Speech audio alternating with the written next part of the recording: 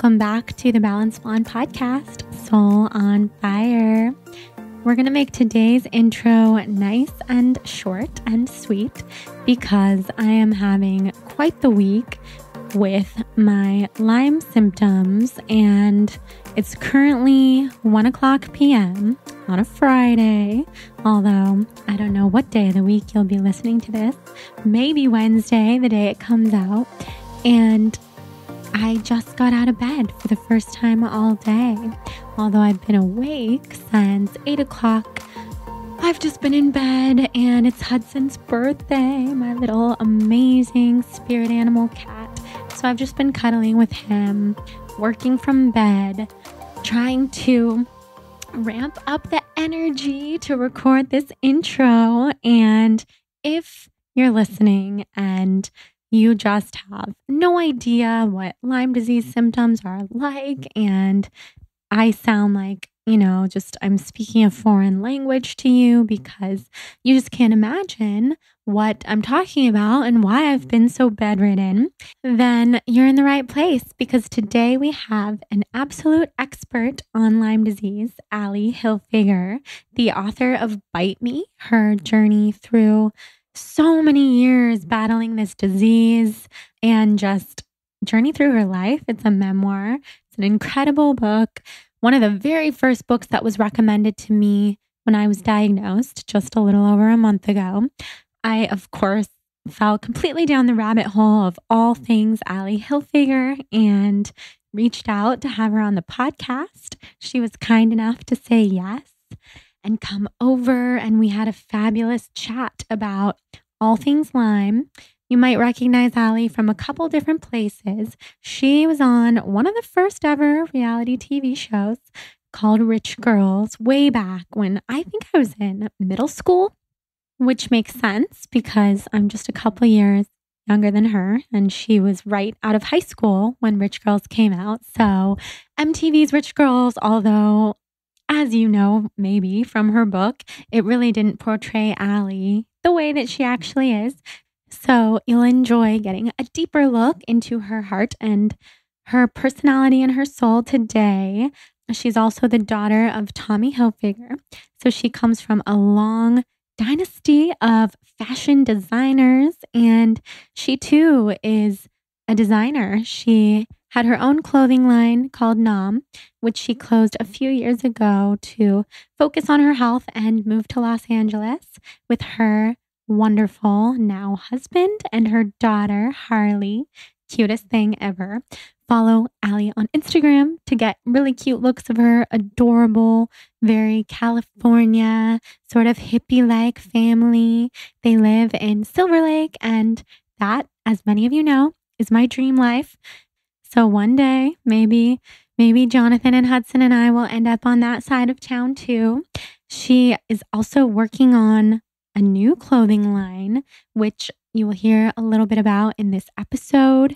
And she's just an all-around incredible, high vibe, very positive influence and huge advocate for the Lyme disease community. She's very involved with the Global Lyme Alliance, who I love, and many, many other organizations because she has lived through it. So she knows the pain, she knows the struggle. It's so real. And she has just done so much to raise awareness. I feel like when I say that I have Lyme disease, most people will either say, oh, do you know of Yolanda Hadid or Ali Hilfiger? Because those two women have just really dedicated a huge portion of their lives to telling their story, sharing so vulnerably to raise awareness for this disease that is so misunderstood by the medical community and just the population at large. So we're working to change that, and it's really just a lighthearted, very uplifting conversation. So if you're worried that it's about to be an episode all about this scary disease and you don't feel like listening to something like that, just know that it's a really, really positive outcome for Ali. She is completely in remission. She's what so many of us with Lyme aspire to be, and she has so many great tips and tricks for us to get there. So I think you'll really enjoy. In fact, I know you will. And I'm just so grateful for this podcast that allows me to reach out to people who inspire me and meet them, have them on the podcast, share the conversation with you. We can all learn, better our lives, heal, do all the self-care, self-love.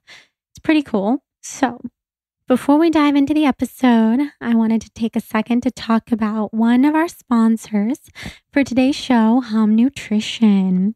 So you guys know I am all about that Hum Nutrition life, the all natural line of beauty supplements that I have been taking for a couple years.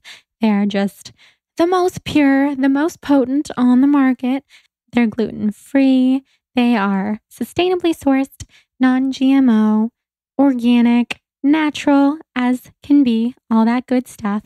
The only things that I put into my body are completely natural. So since I've talked a lot about Hum, you guys know a lot about this wonderful, wonderful company, all about beauty starting and radiating from within.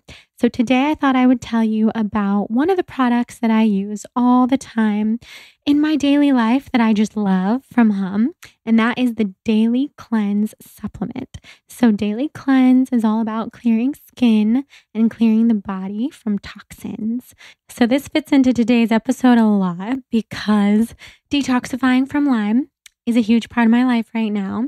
And the reason why Daily Cleanse really works is because they have all of these incredible ingredients in the product, from organic chlorella to beetroot, red clover, dandelion root, grapefruit, milk thistle, zinc, selenium, manganese, copper, spirulina, and matcha green tea. So isn't that kind of incredible that all these different things that we seek out in our healthy lifestyle, like spirulina, chlorella, zinc, we can take in one little pill.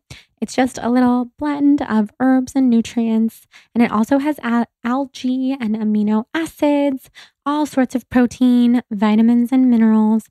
I love my Daily Cleanse. It is part of my attack against Lyme. And then a new thing that Hum Nutrition has that I love is their Collagen Pop, which is a dissolvable collagen and vitamin C boost for firm and hydrated skin. Something else that really works and boosts collagen levels, upgrades your water, makes it taste like rose and lemon, just all of the good things.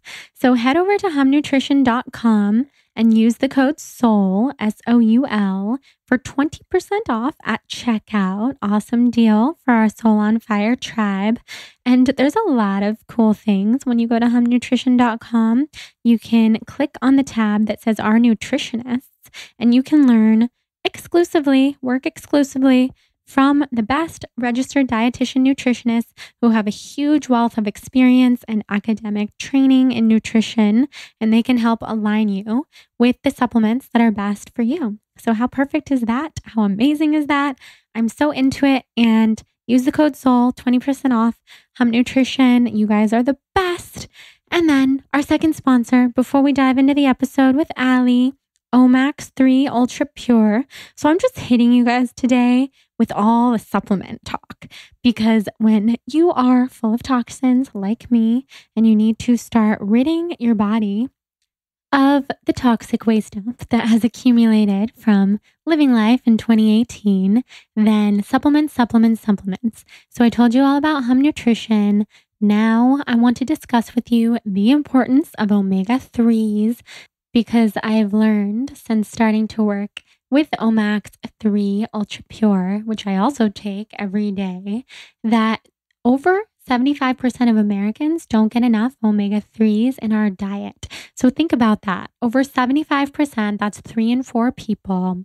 3 in 4 people listening to this podcast at any given moment are low in omega-3s. And that's important because omega-3s help to alleviate joint pain and muscle soreness. They make you feel your best, especially post-workout. I know we have a lot of active people in this tribe, and they can also help to improve focus and memory, boost cardiovascular health, and more. And I've found when you're low in omega-3s, you just have no energy.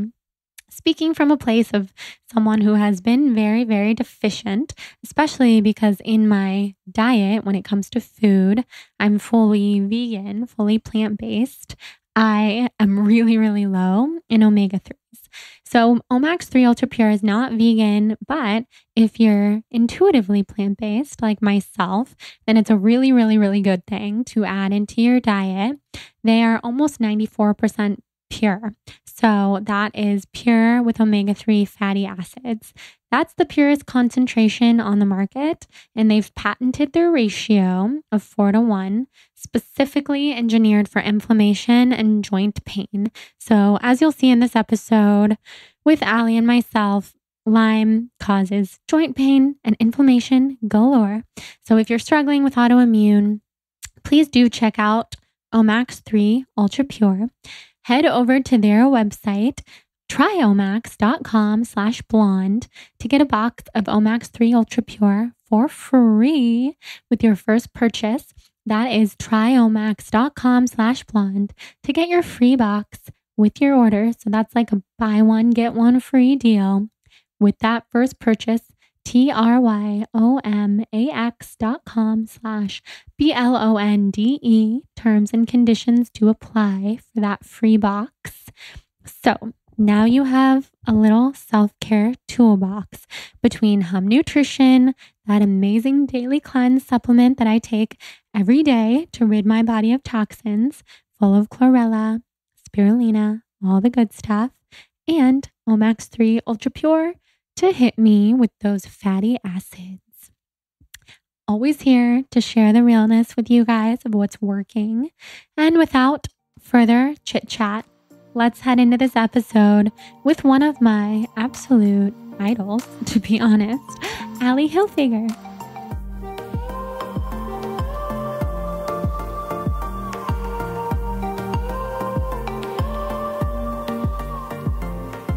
Allie, I'm so glad that you're here.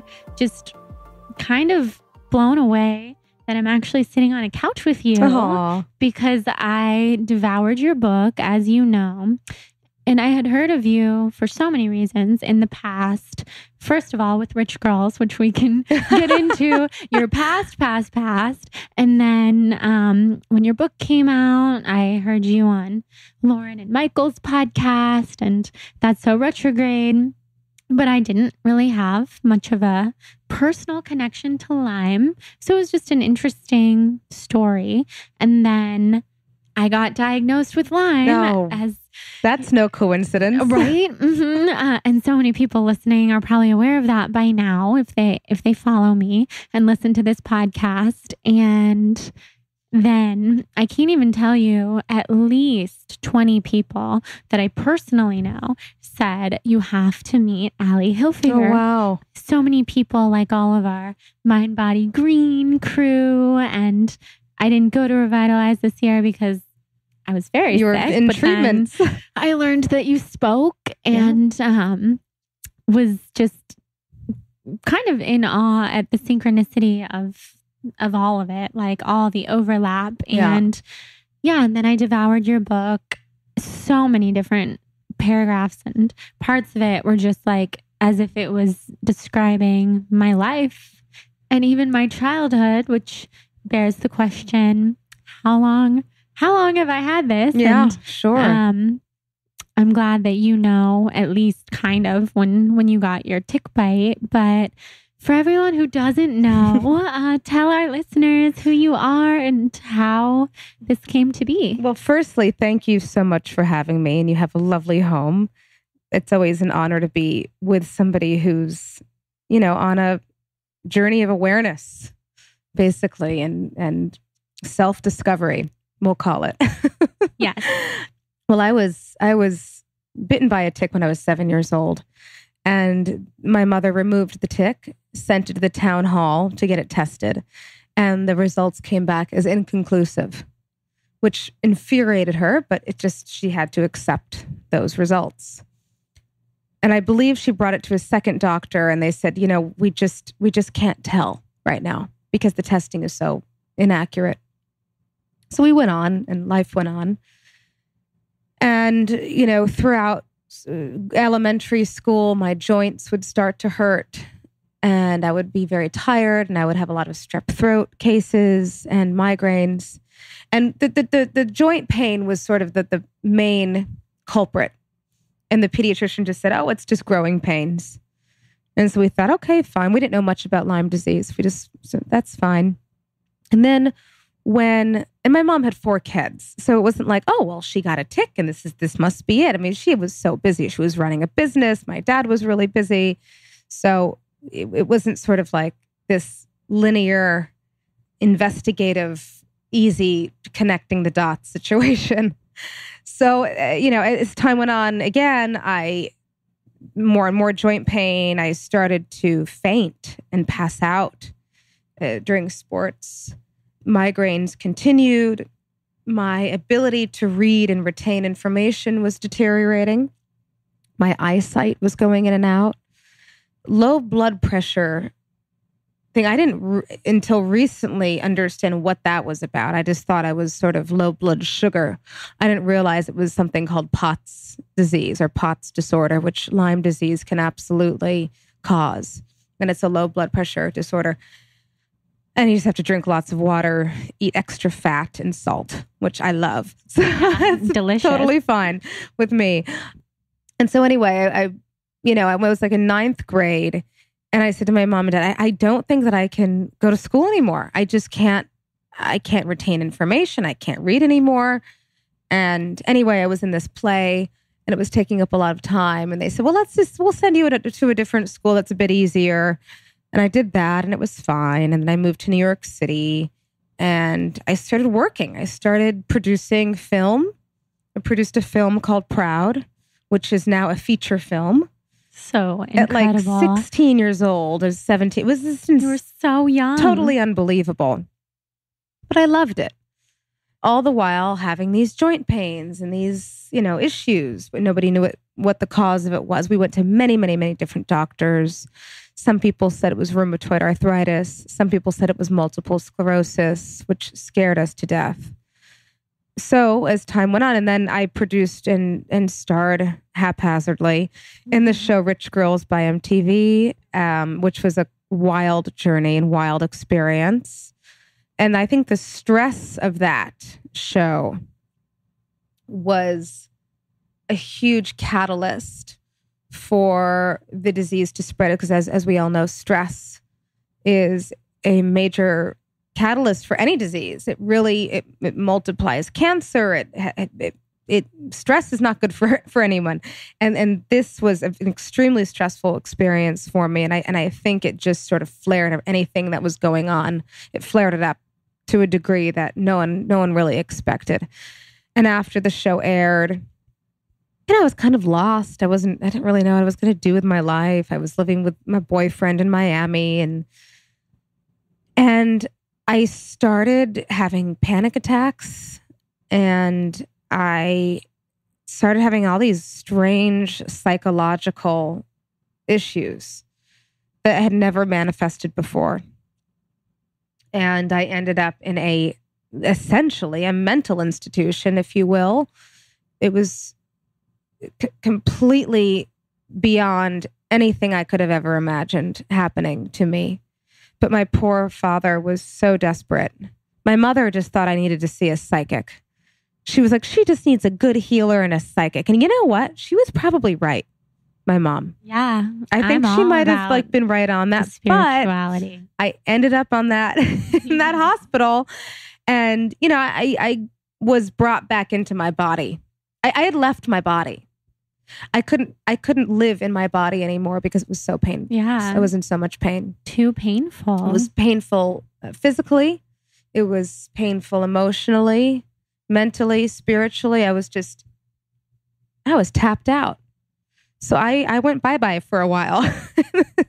And thank God I came back into my body, but in a way that was bizarre. It was sort of all very bizarre. It was like a strange Twilight Zone film I felt like I was in. And thankfully, I requested to switch doctors in the hospital, and this wonderful woman walked in, and I call her the purple goddess. And I had a statue of Ganesha that my mother brought into my bedroom. I had her on my little desk, and the doctor came in and she said, "Good morning, Ganesha." And I was like, "Oh, this woman's cool. She gets it." Okay. She was perfect for you. And she was like, "Sweetheart, we're going to get you out of here. Don't worry." And as time went on, I continued to see this doctor, and I was so frightened. I was so frightened that I was put into this place. She said, how are you feeling? And I was like, not well. I'm waking up in a pool of sweat every day. I can't get to sleep. I can't make decisions to save my life. I feel shaky all the time. I feel nauseous. I have headaches almost every other day, mostly on Wednesdays, which is so weird and random. Yeah, how interesting. I have joint pain that keeps moving all over my body, and I still can't think straight, even though I'm completely clear-minded. I mean, I had nothing going on. I was like working in my mom's, in her design studio, organizing swatches and samples. Like, I had nothing going on. Mm-hmm. And she was like, "Have you ever been tested for Lyme disease?" And I was like, "Oh yeah, a few times." And it just kind of came back borderline or inconclusive. One doctor said I might have it, but the titers weren't high enough to diagnose it. And she said, "You need to go see another doctor. I think you have Lyme disease." And I was like, "Oh, okay, fine."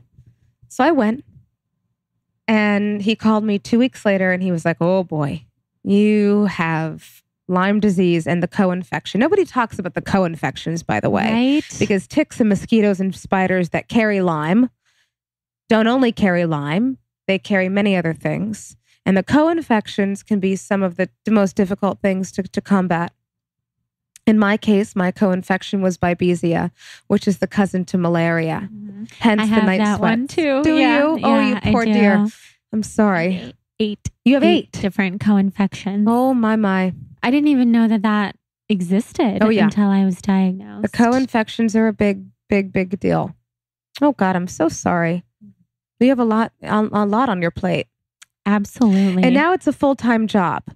And so once I got diagnosed, this was my full-time job. And I was so resistant because I just wanted to live life. I wanted to work. I wanted to start my own company. I wanted to start my own clothing line. I loved styling. I loved, I was a very social person. And I had to be reminded every week, your only job is to heal. Your only job is healing. Your only job is healing. And what I learned is that ultimately, maybe one of my purposes in life was to help heal others. But that mission could not come into fruition unless I truly was able to heal myself. So I really dove into it and I really committed. And in your 20s, it's difficult to do that. So I kind of went back and forth with it, awake and asleep. I call it pressing the snooze button. Mm-hmm. And after being on antibiotics and all these crazy things for 7 years, and I was literally, there was not one summer in my 20s that I was not bedridden. Do you think that's because you were go all year, and then in the summers you just had to go home and heal? Yeah, it was a pattern. My body's pattern that it became used to was to feel, it would sort of relapse or feel unwell in the springtime. And then I would, go on a treatment in the springtime, in the summer, and then feel sort of better by the fall. And then by the late fall, start working again and exactly run myself into the ground because I was so anxious and excited to sort of live life and accomplish things and to feel accomplished. I needed to feel accomplished. And my drug is work and productivity. And so I hide in that, which is why I worked so much in my teens to ignore what was going on. I fell into work. I was not good in school. I was not a good student. I probably had many learning disabilities on top of the Lyme disease. And so I just thought, well, I'll work and I'll be good for that. And that's a pattern of mine. But this whole experience was so fascinating to me because I needed to sort of wake up and say, this is no longer working. And what needs to change? And I was just like, oh my God, I cannot go through another treatment. I can't do it. I cannot put my body or my mind through another round of this. So my dad said, well, why don't we try something alternative? And I knew that would take a lot more commitment and a lot more patience and a lot more time, a lot more discipline, which, I'm a Pisces. So I was just like, discipline's like out the window. Right. Thank God I had the Virgo rising. Oh, Virgo rising, earthy. Yeah, I needed that. I have needed none of that structure. I'm all air. Are you? Air signs. Mm-hmm. Oh, how neat though. Yeah, it's interesting. Well, I think that's helpful because when in this whole experience through the healing and learning discipline and having to go to this extreme of being really strict about diet, about being really strict about routine and strict about, even meditation and strict and stringent about this schedule of when I had to take the drops and the homeopathics and the vitamins and this or that. I mean, it was such a stringent, structured life. And what I learned now, how I live my life now is wearing it all like a loose garment and completely fluid, because the obsession with all of this, it became an obsession. It became a job, and it became the only way for me to survive was that I could not even take a bite of something with gluten in it without my brain inflaming. Well, now it's different. Now I'm able to be more balanced and not take everything so seriously it's because I spent so much time healing myself physically. And now I'm able to sort of be way more free and way more relaxed and I don't do anything to the extreme at this point except for love up my daughter. Which is amazing. So that's incredible because you were so dedicated to the path of healing. You are now in this place where you can be fluid and live your life and manage your symptoms without falling back into that pattern of having to just completely be bedridden because of the pushing and just not taking that time to really draw inward and intuitively feel within your body what do you need to heal and to feel better. Exactly. And there's no more denial. I was sort of the queen of denial and thinking, oh, I feel a little bit limey, but I'm just going to ignore it and keep going. Oh, that sounds familiar. So as soon as it comes up, I just go take a nap. No big deal. Take a nap, have a little juice. Don't have to make it some big, huge scenario. Yeah. And just move on and, go to a funny movie and laugh my head off. And, that's the thing is once, I really turned a corner.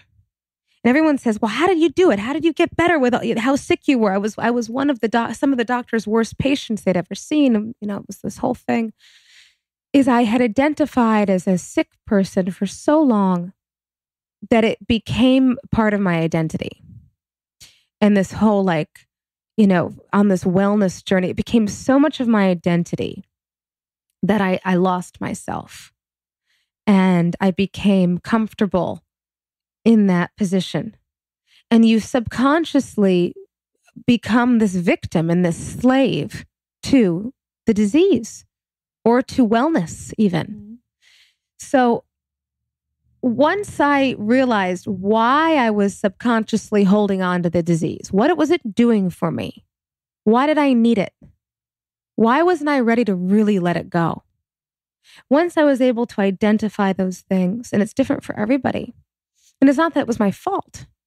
It was I needed to learn how to take care of myself. I needed to learn how to be honest with myself. I needed to learn all of these interesting things that the disease gave me, like as a gift. But I knew that my body was continuously holding on to it. And until I was really deeply ready to let it go and to let go of what I was using it for, that's when the real healing started. And it was a lot of crying. It was a lot of letting go. It was a lot of facing fears. It was a lot of owning certain things about myself or about my life that I wasn't ready to fully own, and really just dropping into what I authentically want to do in my life.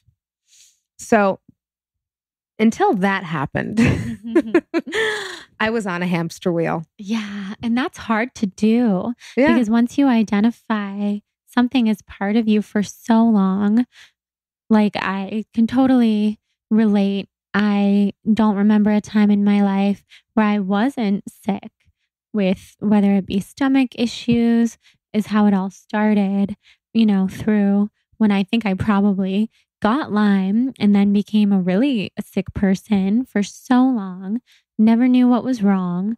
And then for the last 9 months have had this head to toe hives, eczema rash that has now just recently started to go away because of some of the herbs and new treatments. It's really hard, I'm finding, to even begin to detach from this identification of myself with being sick. Through the detox period that you're going through right now, which is so fantastic that you're doing, because when, don't get me wrong, you do have to take it quite seriously when you're doing it. And if you really stick to it and stick to the program that's been given to you by a doctor or practitioner, and you do the complete detox, you're not only going to be detoxing physically, but a lot of deep emotional things and sort of spiritual imprints that we were born with, even in our DNA, will start to come out if you allow it, if you ask it to. So I found that talking to my body was a huge element to the healing, and saying, all right, guys, and even talking to the spirochetes, because spirochetes are the Lyme disease. It's like a little bacteria thing. And visualizing dandelions wrapping around each cell and each sort of joint that was in pain, and sending a lot of love to it, and saying, whatever is ready and willing to come out, just come out. I'm ready for it. And you got to have to grin and bear it. But that detox, and the panchakarmas are fantastic, by the way. I'm so glad you do those. Yes. And committing to this detox period will liberate you for your future. And you'll not have to take everything so goddamn seriously. You'll just be able to go and have ice cream and dance down the street. I cannot wait. And you will. And, the whole thing of visualization is just it's so fantastic that people are starting to understand this now, because the power of visualization has been one of the most essential tools in my toolbox. And I have this whole sort of toolbox theory that I talk about all the time, where, what's in your toolbox and what can we add to it, et cetera. Sometimes it's, what's a funny movie that makes me feel good? Mine's anything with Diane Keaton. Love her. Me too. Going and buying flowers at Trader Joe's and arranging them around my house I love that. Such a mood lifter for me. Going to the farmer's market, going to the beach and listening to great music, going out and dancing, drinking great tequila with my friends and grilling and telling funny stories, wonderful healers, panchakarmas, meditations. I mean, sort of you run the gamut, and it doesn't have to be so left or so right. It can be everything. Yeah, I love that, because I think so often we think of the toolbox being another set of guidelines or things that just pile on top of everything else, like the supplements and the medications and the doctors and the treatments. But like you're saying, when you view it as really the mood lifters, the things that you enjoy, because when you live life and you enjoy life, that's when you start to heal. Yes. Even if you're so sick and you're in so much pain, having those things in your life are so key. And I've found that lately with having to just completely restructure my life and not really being able to work. And I can relate so much to what you said with work being a huge part of how you coped and your identity, because you couldn't do a lot of other things because you were sick and you had the brain fog and so many other things you were dealing with, the pain. Yeah. But you could work really hard at what you loved and you could be really, really good at it because you had the passion, and that never dies. So I did the same thing, and the stress just overtook me, even though I love it. And I've had to take all this time off, which has been so strange because then again, I've kind of lost at least a part of what I thought my identity was. But I'm so happy for the gift of learning that's not really me, and I'm blossoming into something else, and maybe who I really am at my core spiritually, and opening up psychically, and all of this to say that because I have had to take a huge step back from my previous routine, I am relearning all the things that I really love and having a lot of fun with it, and like just taking weekends off like most people do. And I take off more than just weekends these days, but just to really not even look at my phone.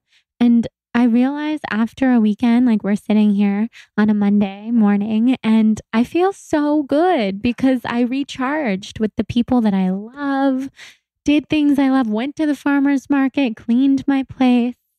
And it's just interesting. Well, it's funny because, you look back on life sort of when you're maybe on your deathbed, for example, and think, God, why was I so linear with everything? Why did I sort of fit into this social structure of you got to work Monday through Friday and like it's just, that's all going out the window now. You have things like the 2-day work week and all these great books, and it's life is just too short. Yes, it is. And I love that. And that for people like us who really prioritize work, and which can be great when you're passionate about it, but it's so important to remember that life is not so linear, like you said. Yeah. Okay, just a brief interruption to this episode with the fabulous Allie Hilfiger to tell you guys about a coffee alternative I'm absolutely loving right now. So you guys already know that I use Four Sigmatic mushroom coffee all the time, but there's something that I like to use it with right now, and that is called Rasa coffee. Coffee with a K. It's basically like coffee, but better. It's the very first coffee alternative to offer functional health benefits, adaptogenic herbs, and calm energy with absolutely no caffeine. Their product contains herbs that are lovingly sourced from Ayurveda, Chinese medicine, and Western herbalism in a balanced and delicious brew that tastes not only delicious, but also offers a ridiculous list of health benefits. If I listed them all out, you guys would probably not believe me, but I'll tell you just a couple. First and foremost, it offers amazing adrenal support. And adrenal support is huge because it is on the rise, if you haven't noticed. And drinking coffee really, really, really depletes our adrenals, really just messes them up. And as somebody who has had huge adrenal issues, adrenal fatigue, because my body couldn't handle coffee, I'm so happy to have an alternative that I can have in the morning with my morning ritual. You can brew it in a French press, just like coffee, or brew it along with coffee for a nourishing, truly delicious boost that cuts that acidity out of your life and gives you stable energy that lasts throughout the day. So Rasa has a pH of 6, making it pretty neutral, especially compared to coffee. And coffee is very acidic, and it's not weak like many other coffee alternatives. So my favorite way to drink Rasa is actually mixed with Four Sigmatic chaga. So I get that double boost. I get those Four Sigmatic adaptogenic shrooms with all the Ayurveda, Chinese medicine, herbalism benefits of Rasa coffee. I also know that Jonathan, who has been drinking it lately as well, likes to drink Rasa with bulletproof style. So with some vanilla ghee, a little bit of cinnamon, a little bit of maple syrup, and he also puts Four Sigmatic in there as well. So we are a big Four Sigmatic Rasa coffee blender bunch over here in our household. And sustainability is also super important to Rasa. Not only are they compostable in their packaging and their shipping practices, but they also source their organic herbs in a very kind and loving way. So that's all a really big deal to me. You guys already know that I like to sip on my morning beverages. It's a huge part of my day, part of my ritual. So try it out. I would recommend blending with some 4Sig. Rasa coffee is the bomb. Use the code BLONDE15 over at rasacoffee.com. That is RASAKOFFEE.com to get 15% off your first order. And that is going to be pretty cool. You guys know adaptogens are the bomb, especially if you're dealing with a chronic illness like myself and Allie in this conversation, although Allie is now healed. So we'll dive back into the episode, check Rasa out, support them, and give them some love. So something that I really wanted to talk to you about, because I find so far that this short time of knowing what I have, Lyme disease, a lot of people don't recognize the severity and the true pain that comes along with it and how bad it can get. Oh, it's because you look great. Well, yeah, exactly. You look great. You look normal. You look healthy because you're on all these things. And that is the most frustrating thing. It's so frustrating. And because you do have bursts of energy and you do have sort of moments or even days of clarity and health, and you're fine. You look totally normal. You seem fine. You've got energy. You're doing this podcast. I mean, how could you not be well? Exactly. I know. And it's just totally naive and ignorant. That's all it is. Right. And they're just people who just, who cares what they think? Right. Just, whatever. No, they just don't get it. And God bless them. It's too bad. Right. It's too bad. And you know what? Aren't they lucky that they don't have to feel what I felt or what you're feeling? Aren't they lucky? Beyond. And so they're so out to lunch with it that they didn't even have to. Well, good for them. They didn't have to feel it. Well, that's fine. Right. They just, it's fine.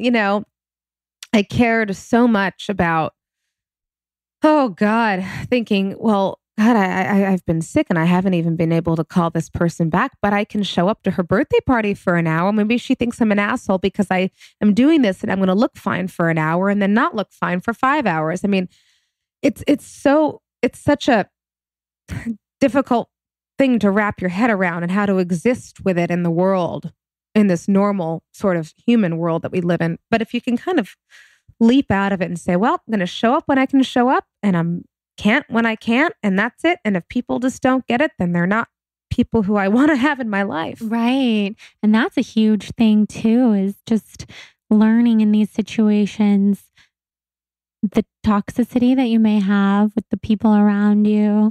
It's not even toxic. It's just people who are on a different path, and that's okay. And they have different experiences. It doesn't necessarily mean that they're toxic, though. It just means that their experiences are different than ours, and they might not align or fit into our path at this moment. Yeah. I totally and to just send them love and to send yourself love and forgiveness and compassion. And that's it. That's all it is. You can look at it all rosy. It doesn't have to be black and white. I love that. Yeah. And on the really beautiful end of it, it really shows you in your path who is meant to be a part of your life and those people who step up and show up and support you. And I know you found that with your now husband. And I know from the book, when you met him, it was like this magical moment of probably past life recognition. And how beautiful that I know. He completely gets it. He was such a gift. He and my daughter are just the biggest gifts in my life. And tell us about that, because I know that there was some back and forth about whether you were going to be able to have children. Sure.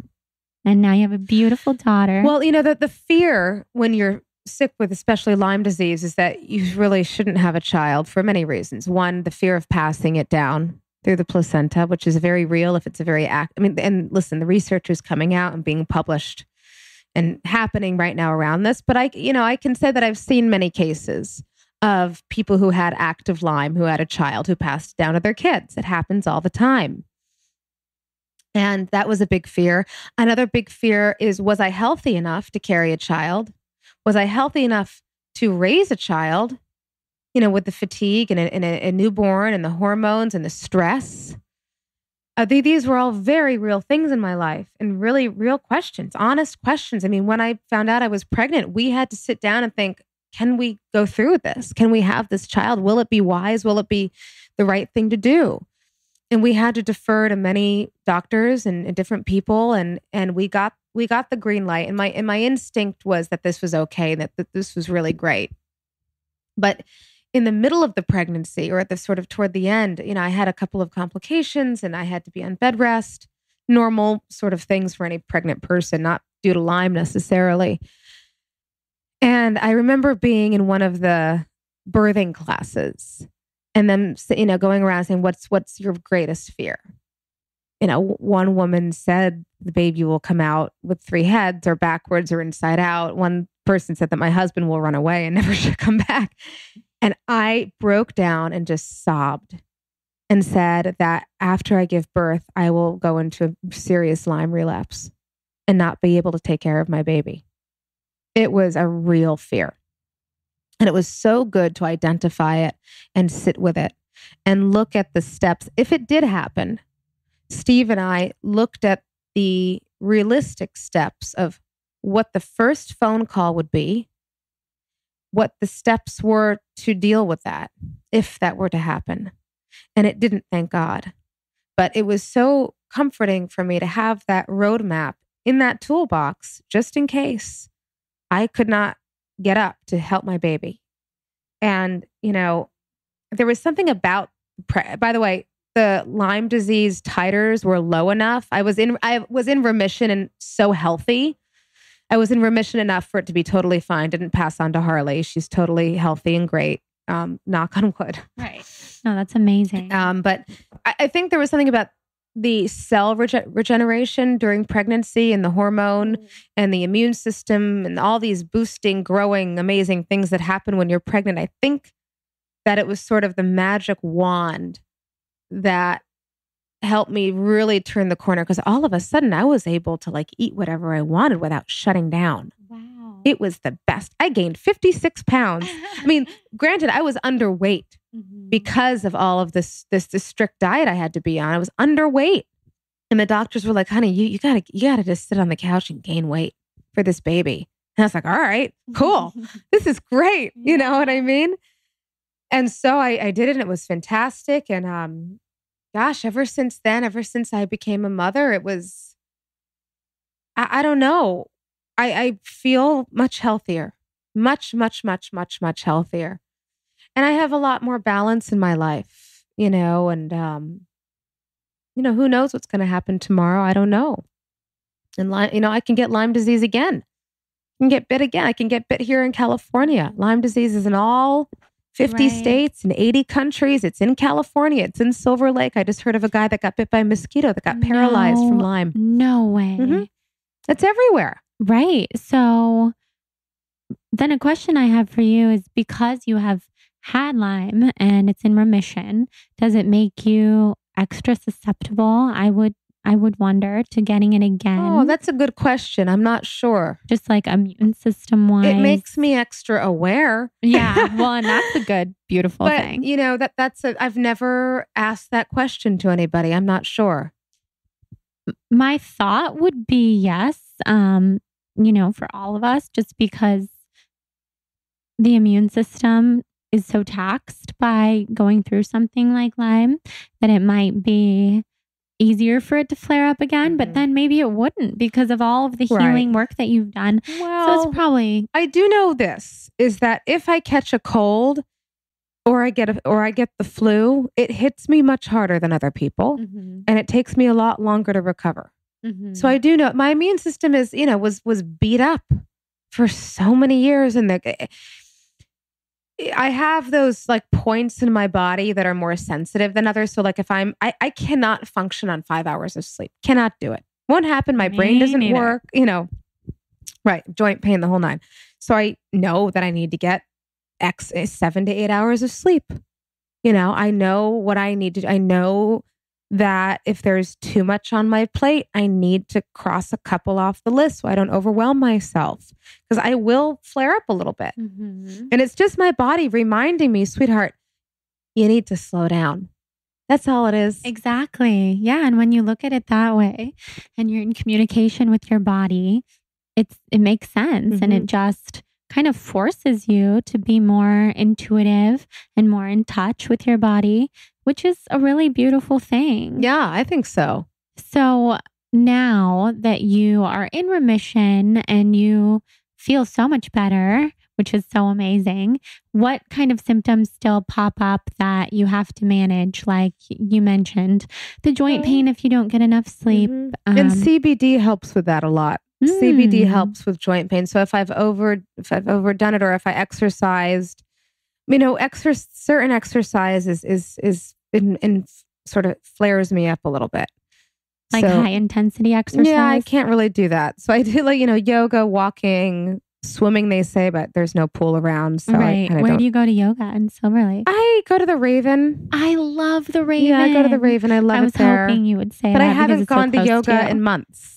So I don't know what I'm talking about. Right. But still, in theory, it's a I go thing. to the Raven. Yeah. I love the Raven. But I've been too busy and... Is this okay that Hudson's up here? No, I'm a little scared of cats, I'll be honest, but it's a good test. Yeah, he won't bother He's going to be fine. He won't scratch or anything. No, he definitely won't. It's just this strange little fear. It's facing my fear. They're so beautiful. I used to be afraid of cats. Did you? Too. I never had an animal in my life until I had Hudson. Oh. And then I got this crazy... Sorry that he's on your sweater. No, I don't mind. I don't mind the hair or anything. Yeah. I have this strange, non-realistic fur about the claws digging into my skin and not letting go. A lot of people feel that way. I got this crazy, just intuitive message kind of to go to a shelter and get a cat. This was 3 years ago. And it was Hudson. And I now know we have past life connections, and he's like my healer. He's the reason I ever slowed down enough to know that I had an issue that I needed to go to the doctor. Wow. So he's like my little healer. He has a sweet, sweet energy, actually. Yeah. Very patient. Yeah. He likes you. Very soft, too. He's so soft. Hi, bunny. You look like a bunny rabbit. Right? I call him that. He looks like a bunny rabbit. I call him my little bunny or my mouse.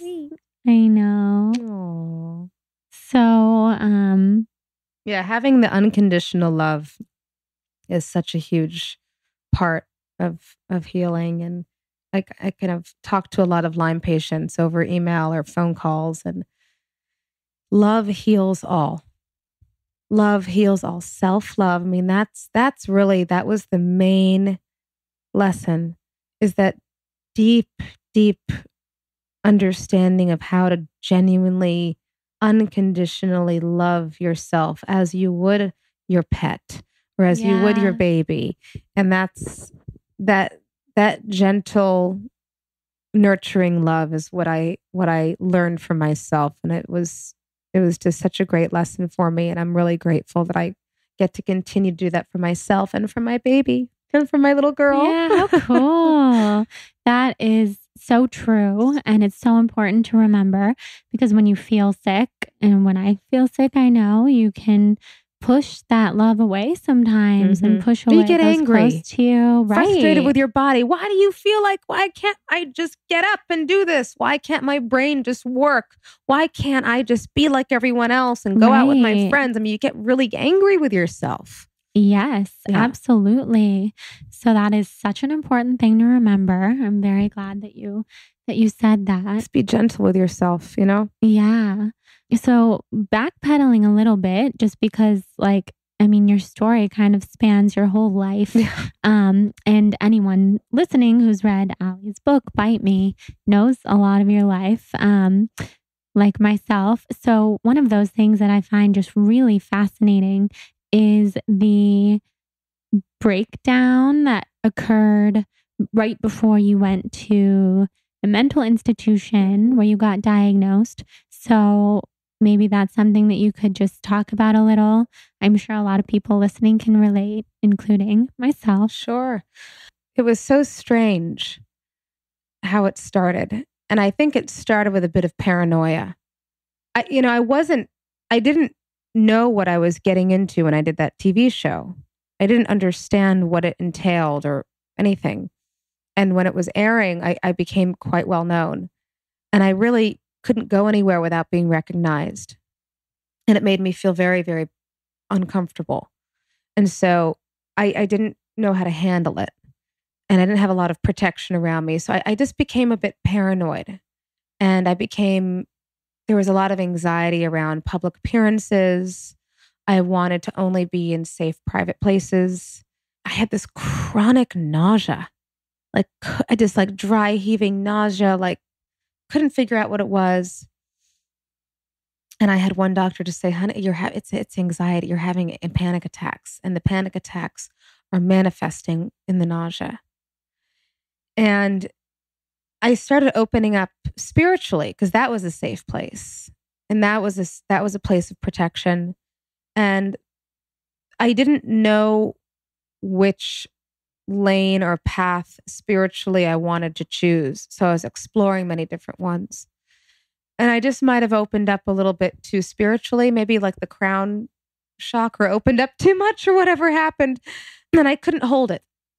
So, you can talk about your body or your even second layer of your body and your aura and your conscious mind as a vessel.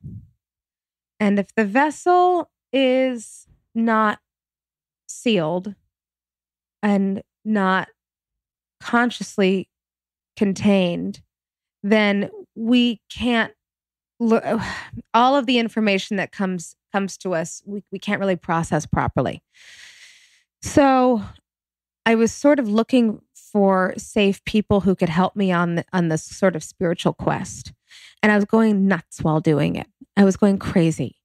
I was, picking up on people's futures or pasts and psychically reading all these random people and freaking them out, freaking myself out. And all the while not feeling well physically. And me just saying to my dad, I need help. I need somebody to help me. I need a healer. Well, what can I get you? He said. I said, well, just get me some pot. Just get me some weed and a masseuse and maybe I'll be fine. And that kind of was he was like, what? Like weed and a masseuse? Like, this is weird. That was his first red flag because the weed helped my joint pain and the nausea. It's the only thing that helped the nausea. And I couldn't figure out I couldn't eat. The food I couldn't swallow food. I couldn't do it. And so I think I started just leaving my body and becoming so scattered, so incredibly scattered, so obsessed with I'd be like, oh, we have to all drink a lot of water and obsessed with drinking water because I knew I needed to hydrate and flush something out that was in me. And I was writing sort of spiritual revelations on walls in my bedroom, completely nuts, manic as all hell. Couldn't sleep because Lyme disease, makes you insomniac. So I couldn't sleep, which adds to the psychosis. And, it was just a lot of, I needed help in how to contain, or maybe how to understand what kind of spiritual path to go down. And I needed guidance.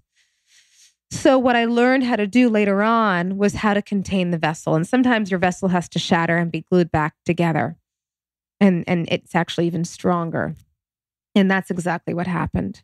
So, everybody's brain manifests in different ways, or the way the Lyme disease took over my brain and the bacteria that took over parts of my brain was scary.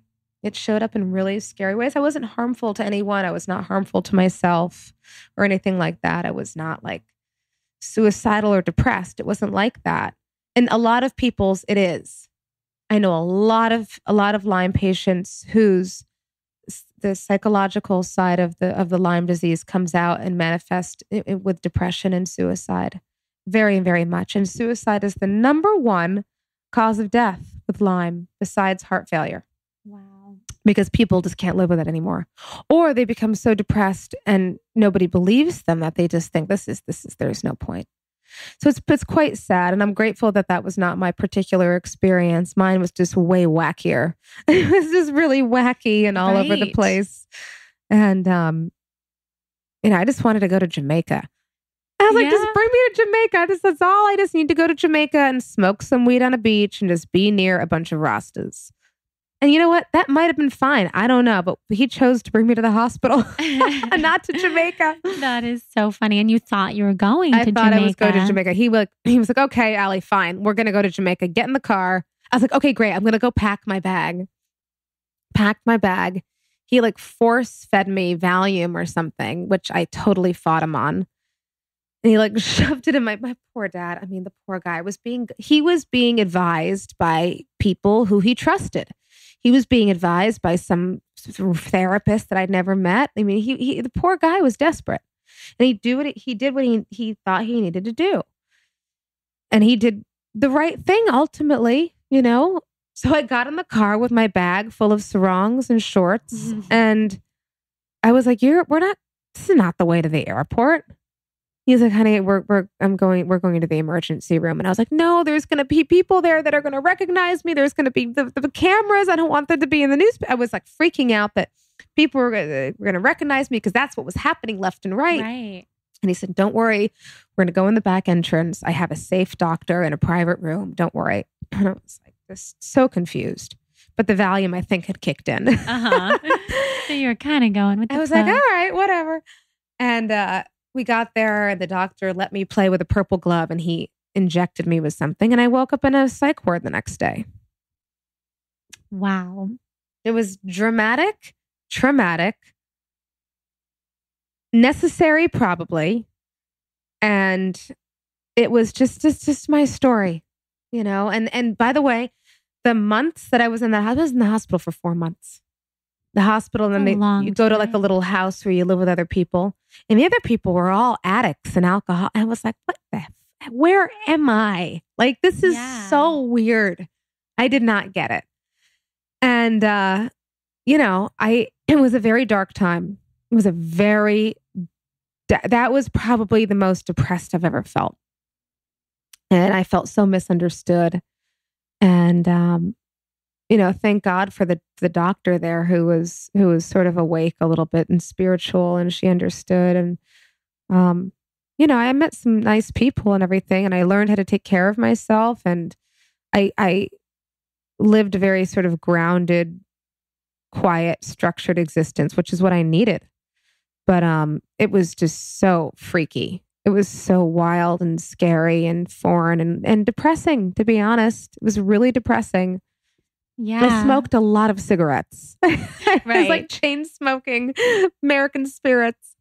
And thank God I don't smoke cigarettes anymore. I think that's not good for Lyme disease. No. At all. But you were just looking for something to comfort you. To relax. To cope. Right. To relax you during this crazy time. It was wild. That is so wild. Mm-hmm. So when you were opening up psychically and spiritually, although it was coupled with a breakdown and all this crazy stuff happening, is that something that you still are able to tap into? Absolutely. Absolutely. I'm pretty private about it, so I don't publicly talk about that side of myself. It's just a very personal part of my life. And I am just always continuing on the path toward enlightenment. That's so cool.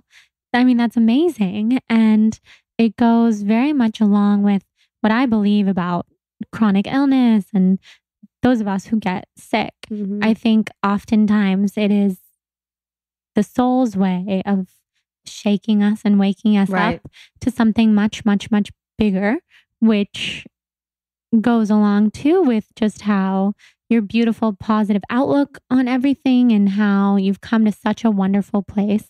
We all have these crazy journeys and we don't know why they're happening the way that they do while they're happening, but they always work out. I mean, the path is not always easy at all, but there's always a purpose for it. That's how I feel. Yeah. And that is what got me through many hard times, is knowing that there could be a purpose, and also keeping my eye on this goal, on this sort of visual of a day in the life, for example. And then the day in the life that I visualized for myself was me completely healthy, having an amazing clothing line, having a child, having a really healthy, full, beautiful, balanced, gorgeous relationship with a man, and being really happy and free and being with my friends. And I kept my mind's eye on that visualization.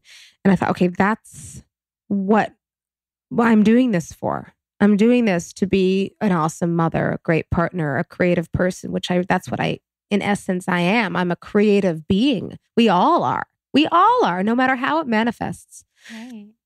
And I think people who think that they're not creative are just lying to themselves. Everybody is creative. It just shows in different ways. And I worked so damn hard on that picture, and I live that picture now today.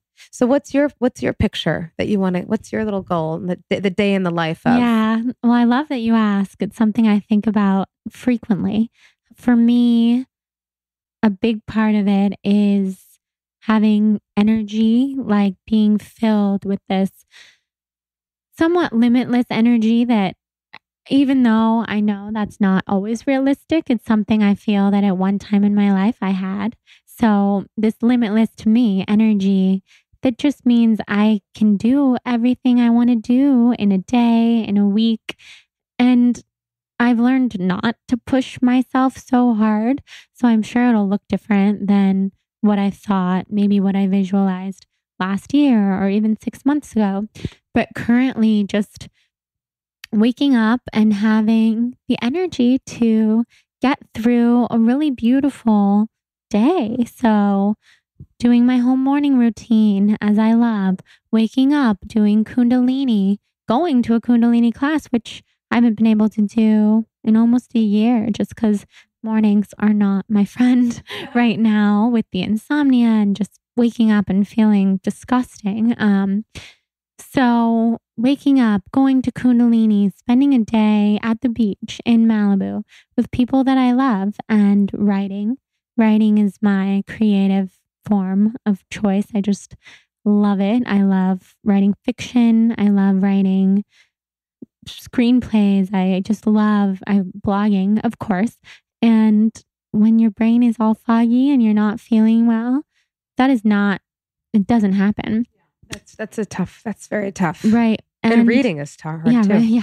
And being a mom too. I mean, that's a huge part of my passion and visualization for healing and getting better. I cannot wait to have a family and write cookbooks and, write these beautiful, just healthy recipes that I will feed to my family. And I know I'm pulling from like all sorts of places of what I see, but I just see from everything. Right, I mean, just go beautiful, for it. It's totally limitless. Yeah. Just this bubble of energy and happiness around me, and being surrounded by the healthy people that I am now that are, just so here for me. So it is quite a contrast to my current life. But you're working toward it. I'm working toward it. And a lot of what I'm doing now, I see myself doing then too. Panchakarmas, working with my Ayurvedic doctor, doing infrared sauna like 3 times a week. These are things that I want to carry with me and continue to do when I'm healthy and when I'm all better, so that I can just continue to detox everything that I need to. And also I see myself doing a lot of work for the Lyme community like you do, which I think really is nice incredible. To give back. Yeah. And I can't wait to be able to do that and speak from a place of healing. You're doing it now, and I think that that's huge sort of missing factor with people who are sick right now, is they think that they're not able to give back, and actually giving back and talking to other Lyme disease patients and just being available for somebody else and giving back and just making a phone call and saying, how are you feeling today? I think that is a huge, huge element to healing, and just saying, hey, how are you feeling today? I just wanted to check in. And, I saw this cool thing yesterday that I wanted to share with you, and creating a little bit of a community around you, because that's what we need in these kind of lonely, desperate, crazy times of illness. Yeah, I completely agree. And that is something that's getting me through right now, is just being able to even host this podcast and speak to whoever is listening about the really challenging things that we go through with chronic illness and being sick and not feeling well, and kind of just reminding everyone, including myself, that that's okay. Mm-hmm. And we don't have to meet this crazy ideal that we have for ourselves in our head, and that can change. And yeah, I look forward to, I don't know what it will be, but some kind of healing path, of whether it be writing books and sharing my experience, or maybe going down one of these healing paths like Ayurveda, or many of the others. That would be cool. Right. Yeah. So I have so many, like, my brain is just constantly thinking of all these things that I'm so excited to do. And who knows which of them I will do, but I know getting healthy. Well, now you're exploring all of them. Right. And how cool for is yourself. that? I mean, that's so cool. I mean, it's not pain-free, but it's it's interesting. You do get to sort of explore different avenues, and it might guide you toward what you want to do ultimately. Right. And it's very cool to be forced to take a step back from your life so that you can rebuild it in different areas. So I'm taking all the positives that I can get, which brings me to a question for you, which is, what do you feel the best thing that came from having Lyme has been for you? Learning about the focus wheels and the written intentions exercises was incredible. Learning about different anti-inflammatory diets that just help in daily life, period. Amen. Learning how to slow down, learning how to not take life too seriously and be gentle with myself, and also learning how to be grateful in every single day, because even if we're sick, we have it way better than other people, which shouldn't diminish what you're going through. It just adds perspective. And waking up every day and, knowing at least 5 to 10 things that I'm grateful for that day makes my day better. And I think that even when I was sick, I was able to do that, which I was really grateful for. It brought me to a place of valuing health more than I would have in the past. So, yeah. And that's a great thing. I mean, those are so many wonderful things, and that being sick was part of your path. And if that's what came from it, then that's amazing. And now you are living the life that you visualized with your daughter and your husband and your clothing line and this energy that you have. So tell us more about what your daily life is like now. Oh, okay. Let's see. I wake up. Our daughter gets into bed with us at about 2:30 in the morning. Oh my. All snuggle. So cute. Wake up. I make her breakfast and we sit together and have breakfast. And I make her little lunch and bring her to school. Come home, and after school, I love going to the store and getting some flowers to bring home and arranging the flowers in the house, or taking a little exercise class if I'm up for it, which is very rare because I do not like exercising. Meeting up with a friend and going into the studio and working on my clothing line, doing some sketches, working with fabrics, going to a trim store. And then I go and pick my daughter up from school, bring her home, start making dinner, have a little dinner with her, give her a bath, and go to bed at like 9:30. It's really nice. That's amazing. And once in a while, my husband and I will have a dinner with somebody or each other. But it's just, we have a nice little life. It's really, really enjoyable. Yeah. Yeah. And you live in Silver Lake. Yeah, we which do. I love. I love Silver Lake so much. I love it too. I always say when I go over there, it kind of feels like going to a different city than over here. Yeah, on it the is. west side. Totally. They're just so different. Yeah. But it's amazing. It's a very a lot of communities. So I have a lot of friends who I've met through having a child or otherwise, and just interesting, creative people that I love getting together with during the day, and we either collaborate or we help each other on our different projects. It's really fun to have a very collaborative, creative community of people. Yeah, that's so cool. Well, it's so inspiring to me to see how healthy and amazing and vibrant you are. Thank you. And you just glow from the inside out. And so do you. I mean, even if you're going through this, you have a very, very kind of clean energy about you. Thank you. Thank you so much. So, final question that I ask everyone who comes on the podcast. If you were a color, what color do you feel you'd maybe be? Purple. Maybe lavender and purple. I could totally see that. Such a fun, light one. I love it. Lavender today. Yeah, today. Could be yellow tomorrow. Absolutely. Yeah. Always changing. Yes. So tell everyone where they can find you, your book, everything. Absolutely. So if you go to @AllieHilfiger on Instagram, I'm very present on Instagram, not so much Facebook and Twitter, although I try here and there. AllieHilfiger.com is my website, and it's just sort of a fun little way to have an inside glimpse into my creative world. And there's a link to my book, Bite Me the Book.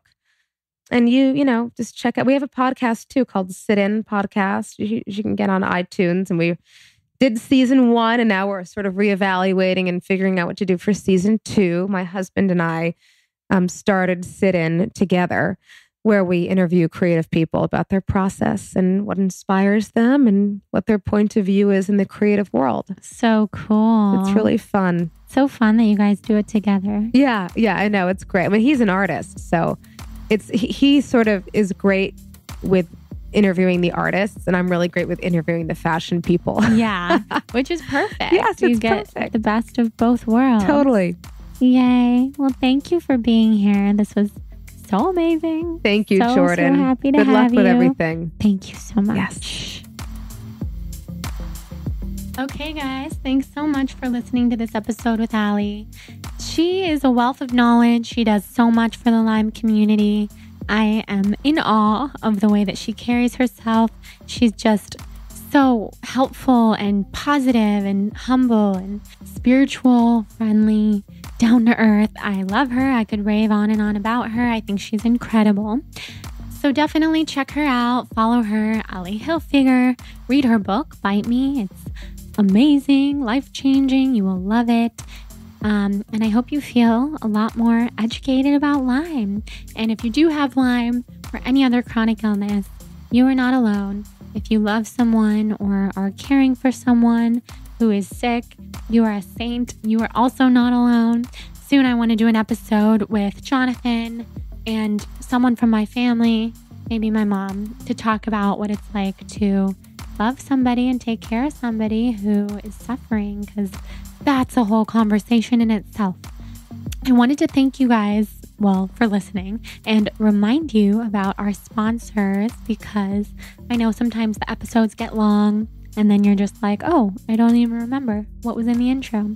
And in the intro, we had an amazing discount code for Hum Nutrition, which is SOUL at checkout, SOUL at humnutrition.com for 20% off all my favorite natural and organic beauty supplements.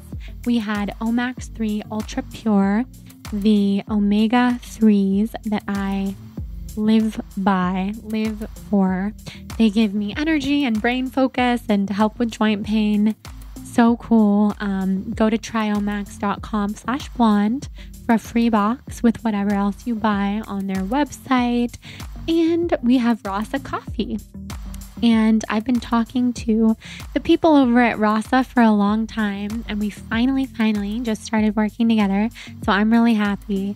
They're a small family company, and that's always really important to me, to support amazing humans like that who are working with adaptogens and Ayurvedic medicine and Chinese medicine and herbalism to bring products to the market that are great alternatives for coffee and all sorts of other things. So like I said, I use mine with my Four Sigmatic, and the products are different from each other because Four Sigmatic is mushrooms, mushroom coffee, and then Rasa uses a wide range of adaptogens and herbs, and they really complement each other very well. So to get your 15% off, use blonde, rasacoffee.com. And if you're looking to continue the conversation with high vibe humans who listen to this podcast, then head over to Facebook, join the Soul on Fire podcast tribe. I will add you and you can chit chat and hang out with us, meet friends from all over the world. We also have our high vibe chronic Lyme and chronic illness tribe on Facebook that I started, and I honestly have to say, being in that Facebook group is the one place right now in my life where I actually feel very understood and not alone, because people are asking questions in there and having conversations about things that are so meaningful to my heart and everything I'm going through right now. So I can only imagine if you're going through something similar or worse or whatever else, then you know what's up, and join our tribe. I love you all. Thank you for listening. Thank you for supporting. I have so much more to say. It makes me feel like I should record a solo episode after I finish doing this. Maybe I will. Well, we definitely have a solo episode coming up soon. So enjoy my rambles. That's just how it is these days with the brain fog and everything in life. Head over to Instagram, say hi on The Balanced Blonde. I love to hear from you guys. I love to repost your stories of you listening to the podcast. I love to answer your questions when I see them. So just say hi. I really do this show for you guys. I know it's a lot of me talking, so it might seem like I'm doing it for me because I like to talk, but I'm really doing it for you, and I enjoy it, or else I wouldn't do it. So let's chat, let's hang out, let's get to know each other. Love you guys. Have a wonderful, beautiful Soul on Fire day. Bye.